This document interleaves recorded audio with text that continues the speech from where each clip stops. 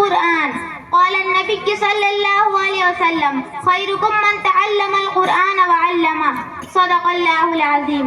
Stage پر رونق افروز علماء اکرام و معزز سامعین، قرآن کریم دنیا کی مقدس ترین کتاب ہے جسے اللہ تعالیٰ نے اپنے آخری پیغمبر پر آخری کتاب کی شکل میں نازل فرمایا. قرآن کریم سے پہلے دنیا کی جو حالت تھی وہ ناقابل بیان ہے، لیکن یہ قرآن کریم کا ہی معجزہ تھا کہ اس کے آتے ہی دنیا میں انقلاب آ گیا. کفر و شرک کی تاریکیاں چھٹنے لگی، ظلم و ستم کی آگ بجھنے لگی.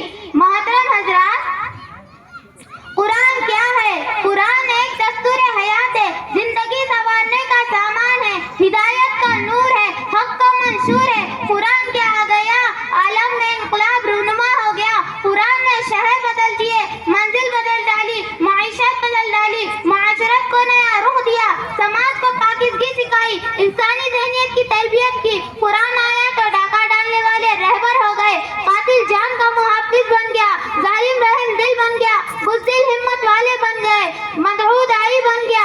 جو قطرہ تھا وہ سمندر بن گیا، جو پیاسا تھا وہ ساقی بن گیا، جو جاہل تھا وہ عالم بن گیا، اور جو لوہا تھا وہ پارس بن گیا.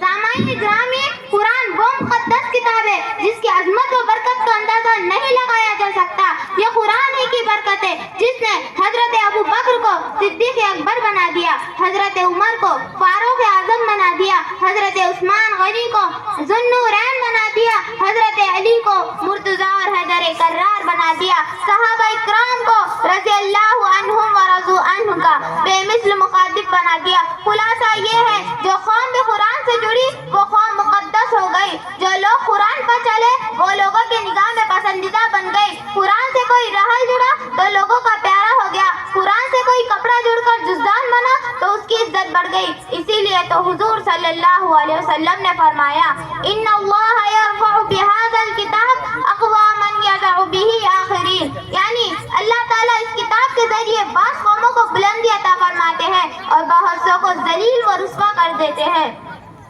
محترم حضرات، ہمارا ایمان ہے کہ قرآن مجید جیسی دنیا میں کوئی کتاب ہے اور نہ ہی اس کا کوئی مقابلہ کر سکتا. قرآن کی ایک سورت تو کیا کوئی ایک آیت بھی بنا کر نہیں لا سکتا.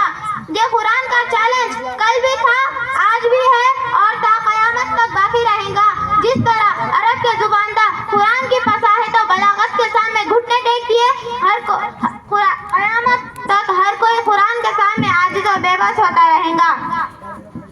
محترم حضرات، مگر بڑے افسوس کی بات ہے، ہم مسلمانوں نے قرآن کے ساتھ جو ظلم کیا وہ دنیا کی کسی کتاب کے ساتھ نہیں کیا گیا. وہ قرآن جو دل مومن کے لیے نور بن کر آیا تھا، جو قبر کا چراغ تھا، جو کتاب ہدایت تھی، ہمیں اس پر چلنے کے بجائے فقط ایصال ثواب اور مردوں کی بخشش کی کتاب بنا دی. زندگی میں اتارنے کے بجائے بیٹیوں کی رخصتی کے وقت سر پر سایہ کرنے کی کتاب بنا دی، جبکہ یہ زندوں کی کتاب تھی، یہ کتاب ہدایت تھی، یہ دستور حیات تھا. لہٰذا میرے بھائیوں، اس کی عظمت کو پہچانو، اس کی قیمت کو سمجھو، خالی چومنے کے بجائے دل و نگاہ میں بساؤ، تب کہیں بات بنے گی. میں اپنی بات ایک شعر پر ختم کرنا چاہتی ہوں. زمانہ آج بھی قرآن ہی سے فیض پائیں گا، زمانہ آج بھی قرآن ہی سے فیض پائیں گا، مٹیں گی ظلمتیں، شب اور سورج جگمگائیں گا. وما توفیق الا باللہ.